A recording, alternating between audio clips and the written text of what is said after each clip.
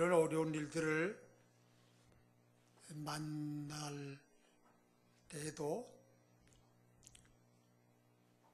온 우주를 만드시고 운행하시는 하나님의 깊은 뜻을 알 수 없으므로 먼저는 슬픔을 만난 유족과 또한 부상을 당한 분들과 어려움에 처한 나라를 위해서 우리 그리스도인들은 더 기도하는 데 힘써야 할 것입니다. 혹 하나님이 살아계시면 왜 그리 하셨을까 하는 분들이 있을 수 있을 거예요. 저도 마찬가지입니다. 그러나 하나님이 하시는 일을 아무도 알 수 없습니다.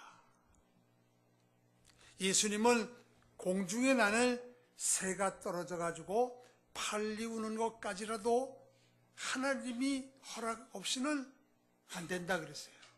그러니까 다 하나님이 하신 일입니다. 근데 하나님이 하시는 일에 이렇게 참혹스러운 일들을 왜 하셨을까? 우리는 그뿐만 아니라 그보다 더한 일들도 많이 우리가 접한 걸 볼 수 있지 않습니까? 제가 이 설교를 하기 전에 요 얘기는 내가 꼭 해야 되겠다. 근데 어떤 얘기냐 하면 그 톨스토이의 인생 독본의 글이 생각이 났습니다. 하나님은 천사를 불러가지고 이 땅에 쌍둥이를 낳은 엄마의 생명을 가져오라는 겁니다. 그 천사가 내려왔습니다. 그런데 엄마의 품에는 핏덩이 두 아이가 있습니다. 그런데 그 생명 걷어가시면 이 아이들이 어떻게 될까? 그래서 천사는 건영 올라갔습니다. 너 왜 원형 올라오는가? 아니 그 엄마의 생명을 가다가면 아이들이 어떻게 살겠습니까? 그래서 하나님은 다른 천사에게 동일한 명령을 내렸습니다. 그리고 하나님의 명령을 이행하지 못한 천사는 사람으로 와가지고 세상에서 삽니다. 그런데 어느 날 아이들이 그 천사가 하는 그 구두 가게에 아이들이 들어옵니다. 딱 들어오는데 자기가 봤던 그 아이들입니다. 엄마의 생명을 거둬가면 두 아이는 따라서 죽을 줄 아는데 하나님께서는 그 엄마의 생명을 거둬가신 이후에 그 옆에 있는 다른 분을 통해서 이 아이가 잘 자라가지고 그 가게에 구두를 맞추러 왔다는 겁니다. 얼마 전에 프랑스의 그 어느 장관이 우리나라의 이 이민간이나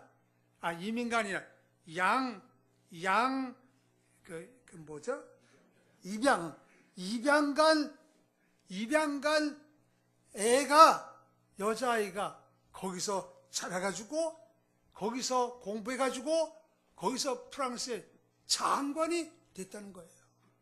하나님이 하시는 일은 아무도 몰라요. 그러므로 우리가 이 세상에 사는 동안 내가 원치 않는 일을 만난다 하더라도 거기에 하나님이 하실 일들이 있는 줄 믿고 믿음으로 살아야 할 것입니다.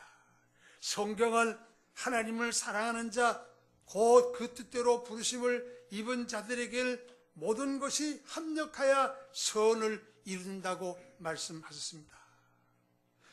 분명히 확신하건대 그 어떤 것도 자연히 이루어지는 것은 하나도 없고 모든 것에는 하나님의 부성애가 담겨져 있으므로 그 슬픔 가운데서도 하나님의 자녀들에게 협력해 선을 이루시며 먼 훗날에는 하나님의 선하신 일들을 더욱 크게 누리게 될 줄로 믿습니다. 이런 믿음으로 우리들의 어눌러진 마음, 우리들의 슬픔과 비통함과 먹먹해진 마음에도 위로가 있기를 기원합니다. 이제 오늘 아침에 제가 이 50주년 창립주를 맞는 이 아침에 이김을 주신 하나님이라 그랬습니다. 하나님은 이 세상에 사는 동안 우리의 모든 삶 속에서 이김을 주십니다. 요한복음 16장 31절에는 이 요한복음 14장, 15장, 16장은 예수님이 십자가에 돌아가신다 그러니까 제자들이 슬퍼했어요. 근심했어요. 선생님 죽으시면 어떻게 되는가? 바로 그런 중에 있는 제자들에게 하신 말씀이 요한복음 14장, 15장, 16장입니다. 그 가운데 예수님은 이런 말씀하셨습니다. 요한복음 16장 31절 맨 마지막 절에 너희가 세상에서는 환난을 당하나 담대하라. 내가 세상을 이겼다 그랬습니다. 내가 세상을 이겼어. 이 말은 뭐냐면 너희도 세상을 이길 사람들이야. 그런 말씀이에요. 또 성경에 보면 로마서 8장 35절에 보면 하나님의 백성들이 환난, 곤고, 핍박, 기근, 위험, 적신 그런 상황에 처해 있습니다. 그래서 매일 죽임을 당케 되며 도살할 양같이 여김을 받는 그런 상황입니다. 그렇지만 이 모든 일에 우리를 사랑하시는 이로 말미암아 넉넉히 이긴다 그랬습니다. 하나님의 자녀들에게는 가난해질 수도 있고 질병이 있을 수도 있고 시련을 당할 수도 있고 도살할 양같이 여김을 받는 상황, 얼마나 어려운 상황입니까? 그래도 하나님의 자녀들, 하나님의 백성들에게는 넉넉히 이김을 갖게 하신다는 겁니다. 사도 바울은 고린도후서 2장 14절에 보면 항상 우리를 그리스도 안에서 이기게 하시고 우리로 말미암아 각처에서 그리스도라는 냄새를 나타내게 하시는 하나님께 감사한다 그랬어요. 이 글을 이 서신을 기록하게 된 상황은 어떤 상황이냐 하면 사도 바울이 사도성을 부인하는 사람들이 있었습니다. 그 사도 예수님 당시에 있지도 않아서 예수님 당시 교훈도 안 받고 훈련도 안 받고 예수님과 함께 생활도 못해서 부활도 못 봐서 사도성을 부인하는 사람도 있었어요. 이 세상에는 참 어려운 일들이 많죠. 그런데 예수님 보세요. 예수님 죄가 하나도 없는 분도 사람들을 예수님에게 죄를 걸어가지고 십자가에 죽게 했으니까요. 사도 뭐 잘못한 게 있어요? 사도 잘못한 게 없어요. 고린도 교회 시끄럽고 싸우고 분란하고 그러니까 사도 바울이 너희 왜 싸우는가? 너희 이렇게 해야 되는 거야? 이렇게 해야 되는 거야? 요즘 아이들도 싫어해요. 말하면 싫어해요. 우리 아이 얘기해서 미안합니다만 그래 한번 웃죠. 얘기하면 우리 승자 왜 이렇게 시끄럽지? 그 자식이 그래 이젠 좀 컸다고 왜 이렇게 시끄럽지? 할아버지 할머니 얘기하면 시끄럽대요. 속상하잖아요. 사도가 그들을 사랑해서 편지를 썼는데 사도성에 대한 걸어가지고 말이에요. 만나보면 약하고 편지는 힘이 있는 것 같은데 만나보면 형편없어 이 사람. 그래서 사도가 고린도 후서를 쓴 거예요. 내가 너희들에게 이렇게 했어. 내가 이러는데 저는 목회하면서 고린도 후서를 참 큰 비중으로 봤습니다. 고린도 후서는 바로 고린도 교인들에게 그런 교인들에게 자기를 변호한 거예요. 그런데 그 내용을 어떤 상황이냐면 내가 너에게 한 말을 너희를 위하여 그리스도 앞에서 한 것이니 이는 우리로 사단에게 속하지 않게 하려 함이라. 우리가 그 괴계를 알지 못하는 바가 아니로다. 이러한 상황에 주 안에서 문이 닫혔도다. 지도를 만나지 못해서 심정이 편치 않았다. 사도 바울이 그런 상황이었어요. 그런 상황 속에서도 사도는 말하기를 항상 우리를 그리스도 안에서 이기게 하시고 각처에서 이김을 주시는 하나님께 감사한다.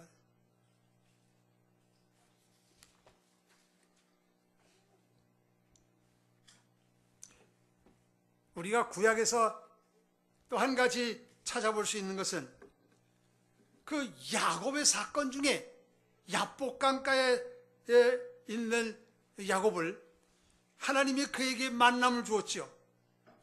그리고 그 야곱에게 새로운 이름을 주었는데 그 새로운 이름이란 다른 게 아니라 내 이름을 이스라엘이라라.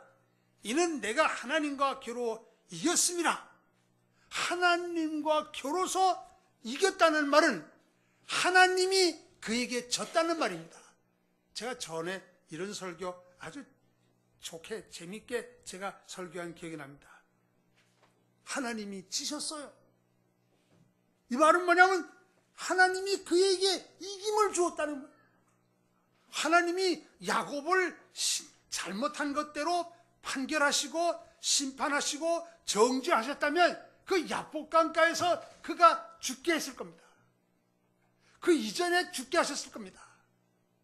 그러나 하나님은 그 야복강가에 외롭게 밤새도록 꿇어 엎드려가지고 형 에서의 면에서 나를 면하게 해달라는 그 간절한 기도를 들으시고 하나님은 그에게 이김을 주었다는 겁니다. 사랑하는 여러분, 우리가 어려움을 당할 때 다른 방법을 찾지 말고 하나님께만 나아가십시다. 제가 자주 말씀드리잖아요. 뭐 이 사람 저 사람 쫓아다니면서 얘기할 필요가 없어요. 필요 없어요. 백해무익한 거예요. 백해무익한 거예요. 미안하지만 저는 이제 은퇴한 지 4년이 이제 몇 달 있으면 4년, 만 4년이 되옵니다.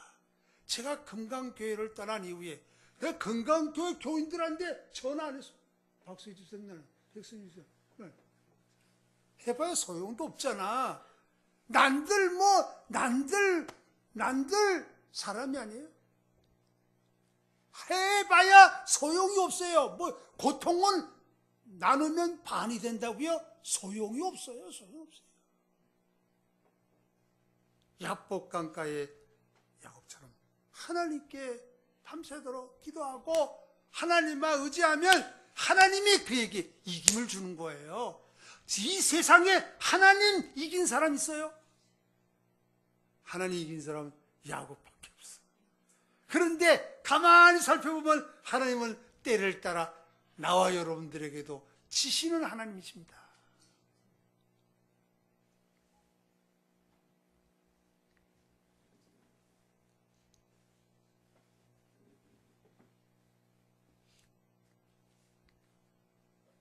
사랑하는 여러분, 어려움은 많은 세상에서 우리에게도 하나님은 항상 그리스도 안에서 이김을 주셨습니다. 지금까지 우리가 살아온 게 바로 하나님이 우리를 향해서 져주심으로 우리가 이김을 갖게 돼서 여기까지 온 거 아닙니까? 특히 50년 전에 여기에 복음의 씨앗을 심기시고 50년 동안 아주 긴 세월 동안 어려움이 많았지만 그래도 여기까지 이르게 되면 하나님의 도우심이었습니다. 하나님이 지셨기 때문이고 우리에게 이김을 주셨기 때문입니다. 사무엘이 사사로 있을 때 블레셋이 쳐들어왔습니다.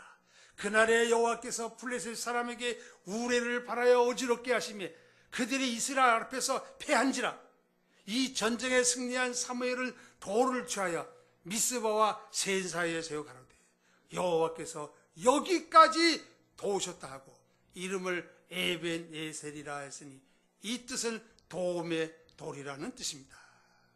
사랑하는 여러분, 그동안의 도우심이 아니면 우리의 대적들을 물리칠 수가 없었습니다. 여기에 설 수가 없었습니다. 여기까지 이룰 수가 없었습니다. 하나님이 우리를 도왔기 때문입니다. 하나님이 우리에게 이김을 주었기 때문입니다. 시인은 말하기를 여호와께서 집을 세우지 아니하시면 세우는 자의 수고가 헛되고 여호와께서 성을 지키지 아니하시면 파수꾼의 경성함이 허사로다. 이와 같이 우리의 매사의 삶에 돕고 시험하는 자의 시험 가운데서 이김을 갖게 하셨고 여기까지 이르게 하셨음에 대한 하나님을 진정으로 감사하고 찬양을 드리십시다. 이 창립주일에 해야 할 첫째 우리 일이에요.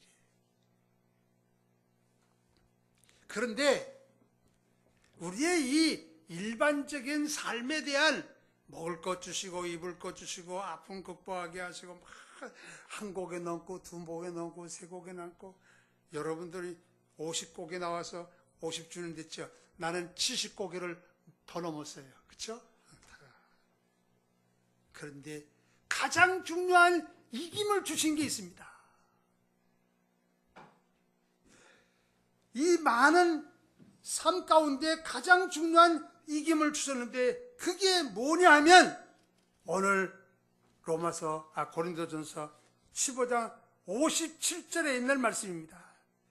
우리 주 예수 그리스도로 말미암아 우리에게 이김을 주시는 하나님께 감사한다. 예수 그리스도를 통해서 우리에게 주신 이김이 뭡니까? 그걸 알아야 되잖아요.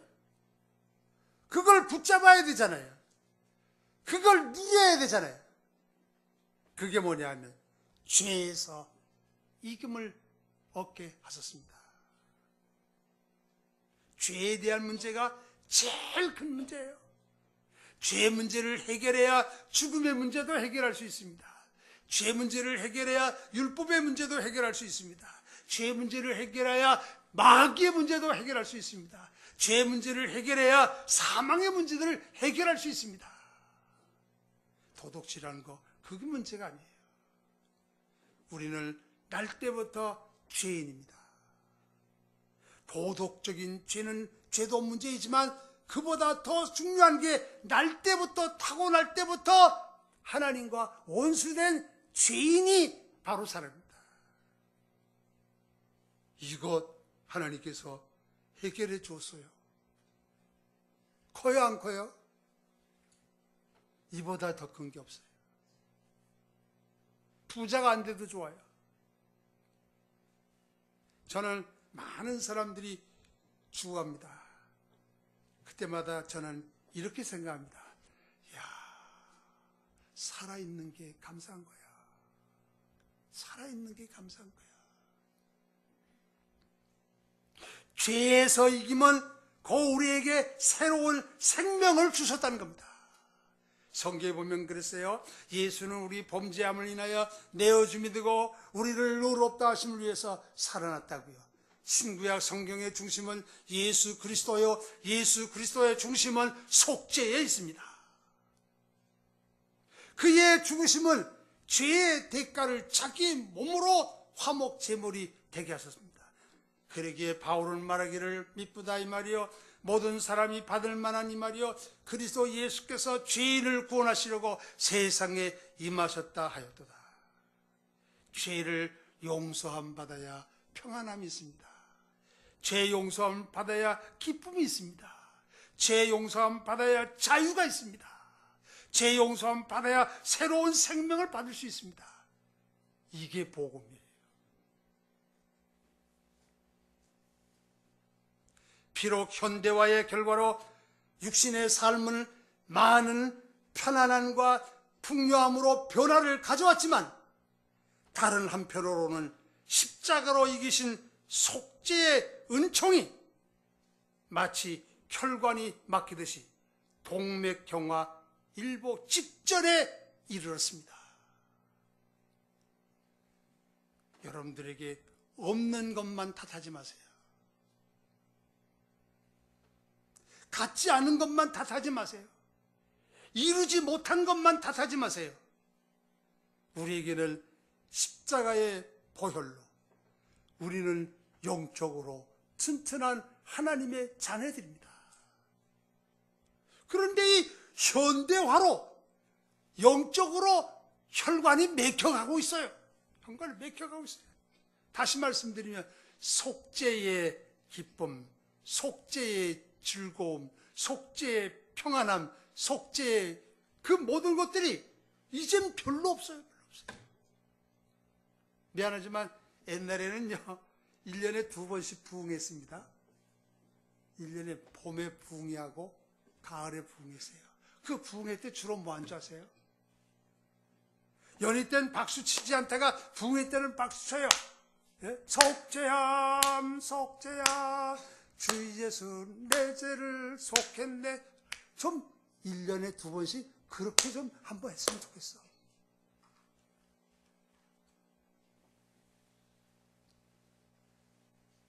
우리의 심령에 보혈의 은총으로 충만해지는 기회가 있었지만 지금은 없어진 지 아주 오래됐습니다.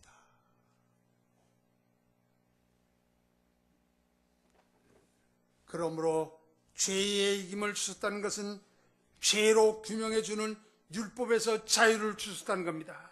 법이 있기 전에는요 그 사람 죄를 규명 못해요. 그런데 이제 법이 생겼습니다. 당신 잘못했네. 아 그래 잘못했네. 이 사람 몇 년, 이 사람 사형, 이 사람 무기지요. 그런데 이제는 율법이 우리에게 필요 없게 되었어요. 법을 갖다가 당신은 잘못했잖아. 왜냐하면 예수 그리스도께서 십자가의 죽으심으로 율법에서 자유를 주셨으며 의문에 속한 모든 증서를 다 도말해 버리셨습니다. 누가 나에게 죄인이라고 말할 수 없습니다. 아침 안개처럼. 예? 그러므로 그리스도 안에 있는 자에게는 결코 정죄함이 없나니 이는 그리스도 예수 안에 있는 생명의 성령의 법이 죄와 사망에서 너를 해방했습니다. 또 무엇으로부터 이겼습니까? 사망이에요. 사도 바울은 말하기를 사망이요 이 썩을 것이 썩지 아니함을 입고 이 죽을 것이 죽지 아니함을 입을 때에는 사망이 이긴 바 상심이 되리라고 기록된 말씀이 말이라. 사망아 너희 이기는 것이 어디 있느냐? 사망아 너희 쏘는 것이 어디 있느냐? 사망에 쏘는 것은 죄요 죄의 권능은 율법이니라. 그러니까 죄도 율법도 사망도 그리고 심지어는 마귀도 우리를 늘 항상 정죄하는 마귀도 사망에 이렇습니다. 여러분들이 많이 들어왔던 말틴루터 종교개혁자 말틴루터가 종교개혁을 할 때 그 종교개혁을 다 이루지 못하고 포기하려고 할 때 마귀가 와가지고 그의 잘못을 다 산더미처럼 쌓아놓습니다. 야 이놈 니까짓 게 너 같은 게 그 뭘 종교개혁을 해? 마귀라는 말을 디아볼로스 참소자라는 겁니다. 우리에게 약점이 있을 때 우리에게 약점을 다 아는 사람이야. 야 너 얼마 언제 했지? 돈 내나 얼마 내나? 그러면 또 돈 얼마 주면 또 와서 또 얼마 내나? 또 얼마 주고. 이 디아볼로스라는 참소자가 마귀입니다. 마귀는 항상 와가지고 우리를 약하게 죄를 규명해가지고 자꾸 정죄. 그런데 말틴 루터에게 탁 생각나는 게 있습니다. 예수 그리스도의 피가 없어. 마귀는 죄는 자꾸 열거해 놓지만 예수 그리스도의 피는 말하지 않아. 보혈은 말하지 않아. 속죄는 말하지 않아. 그 마귀인데 한 가지 없다. 뭐가 없는가? 예수 그리스도의 피가 없어. 예수 그리스도의 피는 죄도 죽음도 사망도 마귀도 율법도 이런 모든 권세로부터 우리에게 이김을 주셨으니 이 이김은 자력으로가 아니라 바로 이 모든 것을 이기신 주님 때문이며 그 주님과 그를 믿는 모든 자가 하나가 되었기 때문입니다. 그의 죽으심은 곧 나의 죽으심이요 그의 살으심은 곧 나의 살으심입니다. 그러기에 바울은 말하기를 십자가와 함께 죽고 내가 십자가와 함께 못 박혔다. 내가 못 박힌 내가 다시 살아나신 주님과 함께 다시 살아났다. 너는 영원한 생명을 지닌 사람들. 사랑하는 여러분, 우리는 그리스도 안에서 이김을 받은 사람들입니다. 바로 우리의 이김은 일반적인 삶 속에서 하나님의 돌보심과 하나님 보호하심과 그런 거 말고 그보다 더 중요한 십자가와 부활을 통해서 주신 이 이김을 얻은 사람들이라는 겁니다. 하나님은 우리에게 이김을 주셨습니다. 그리스도의 죽으심과 부활하심을 그리스도인의 이김을 확증해 줍니다. 십자가와 부활은 복음의 진수로 모든 죄 문제를 해결하고 부활은 의로움과 새 생명의 증명입니다. 예수를 믿어 구원을 받았다는 것은 내가 예수로 인해서 어떤 다른 것을 얻었다든지 흔히 말하는 이적적인 사건을 접했다는 것이 아니라 내가 죄인인데 그 죄로 인한 대가로 죽음을 겪고 죄 잔재를 지니고 있지만 예수님 대신 죽으심으로 용서를 받고 율법과 사탄과 사탄의 사슬과 죽음으로부터 자유와 새 생명을 누리고 예수님이 나와 주와 그리스도가 되시는 새로운 삶을 살게 됐다는 겁니다. 이게 그리스도인의 간증이어야 되는 거예요. 내 예수 믿어서 사업이 잘 됐어요. 내 예수 믿어서 병자가 났어요. 뭐 그런 것도 얘기할 수 있죠. 그러나 예수 믿지 않는 사람들이 얼마나 부자들이 많아요. 예? 건강한 사람은 얼마나 많아요. 예수 믿는 사람들도 병들고 죽는 사람들이에요. 이적적인 사건을 접했다는 게 아니라 죄인된 내가 예수님의 십자가로 인해서 내가 비록 약한 존재를 그대로 지니고 있지만 새로운 생명과 그리고 주님과 하나가 되게 됐다는 겁니다. 이게 우리에게 이깁니다. 이게 진정한 복음이에요. 교회는 이 복음을 기초로 해서 터전으로 해서 반석 위에 세운 교회가 된 것입니다. 나는 이제 마지막으로 말씀을 묻겠습니다. 그러면 우리는 어떻게 해야 할까? 바울은 말합니다. 뭐라고 말합니까? 성경에 뭐라고 말합니까? 성경에 그렇게 말하잖아요. 그러므로 내 사랑하는 형제들아, 이런 이김을 우리에게 주셨으므로 그런 말이에요.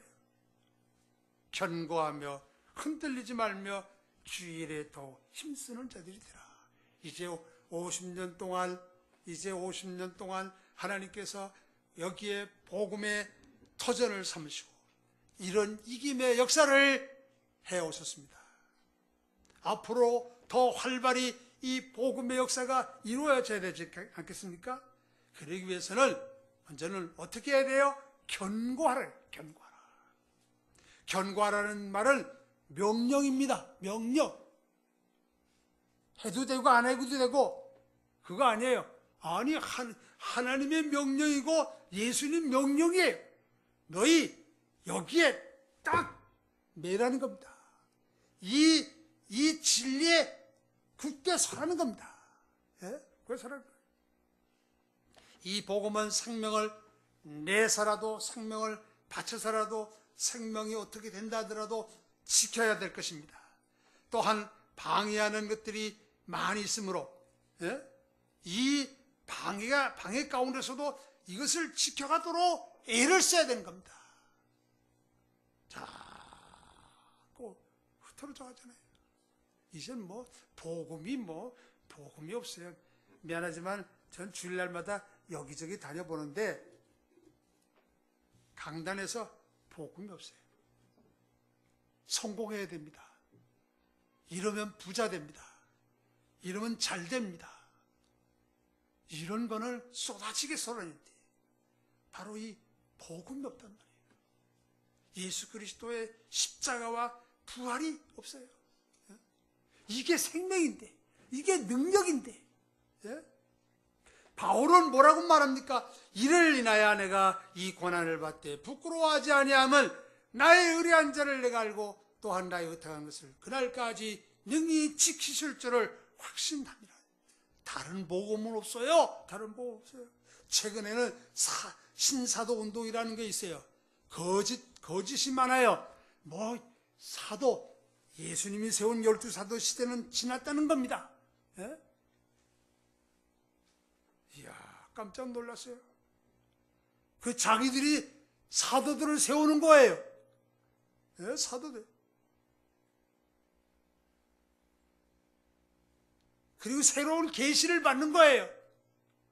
환상을 보는 거예요. 꿈을 꾸는 거예요.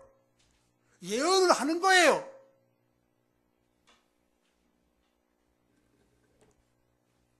되겠어요? 주님이 주신 이 이김을 믿고 누리면서 사십시다. 예수 그리스도의 십자가의 가와 부활이 교회의 초석입니다.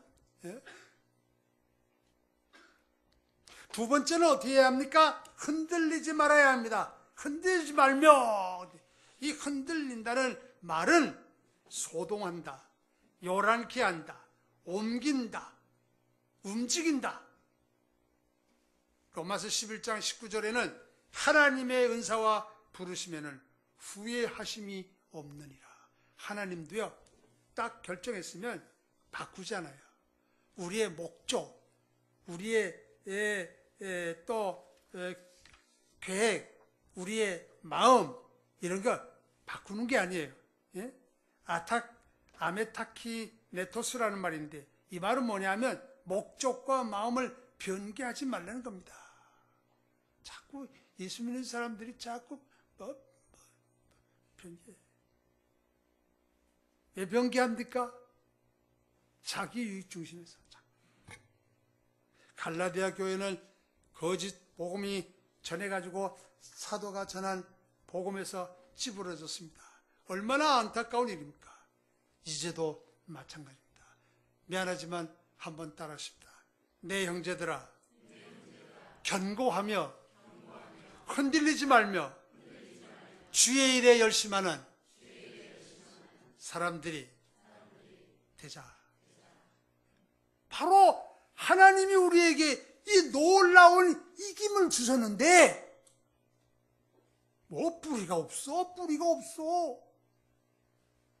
뿌리가 없으면 희망이 없어요. 자꾸 흔들려. 세상 없는 가운데서도 흔들리면 안 됩니다. 그리고 세 번째는 주의 일에 힘쓰라.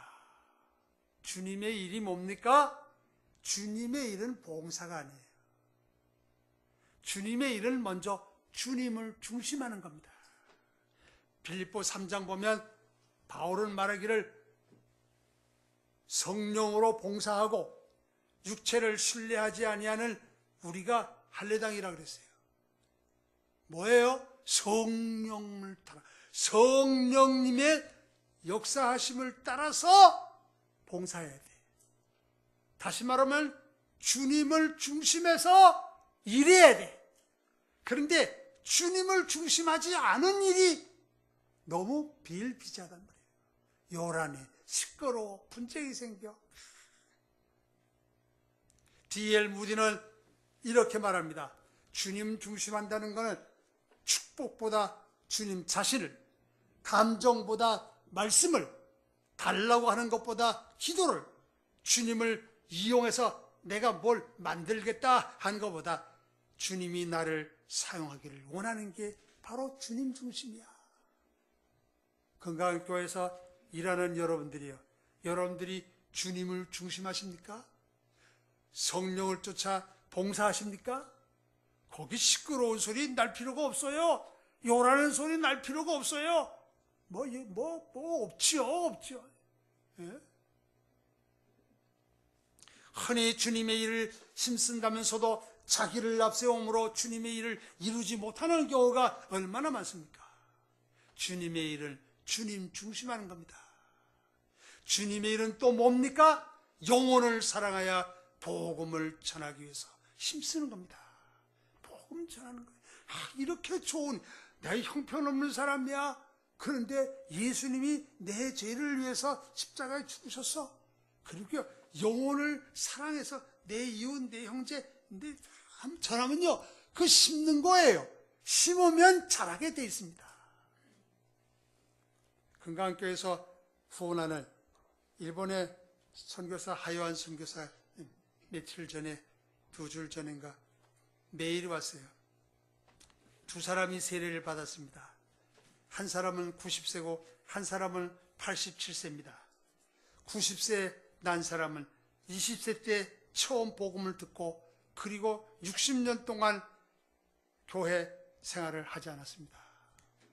60년 후에 하요한 목사님 교회 와가지고 말씀 듣고 그리고 세례를 받았어요. 90세예요.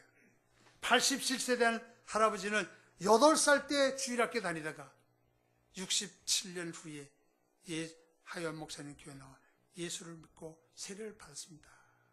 그리고 하요한 목사님은 이렇게 말합니다. 누군가 씨앗을 뿌렸기에 내가 60년, 70년 후에 그 뿌린 씨앗을 거두게 되었습니다.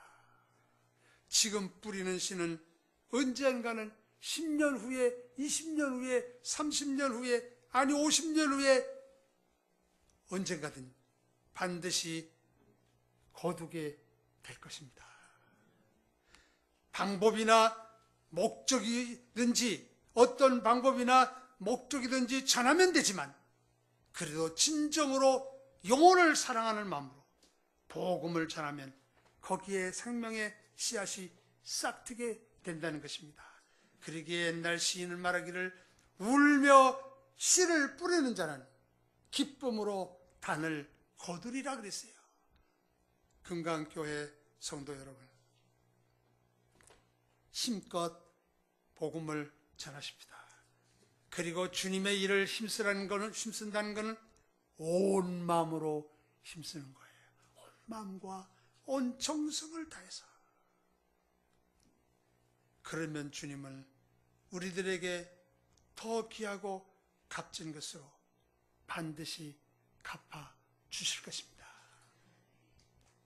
오늘 창립 기념주일을 맞아 지금껏 이김을 주신 하나님께 감사하고 죽으시고 부활하심으로 주신 이 생명의 복음을 지키고 흔들리지 말고 전하는 일에 힘쓰므로 여러분들과 교회에 더 크신 은총이 있기를 기원합니다.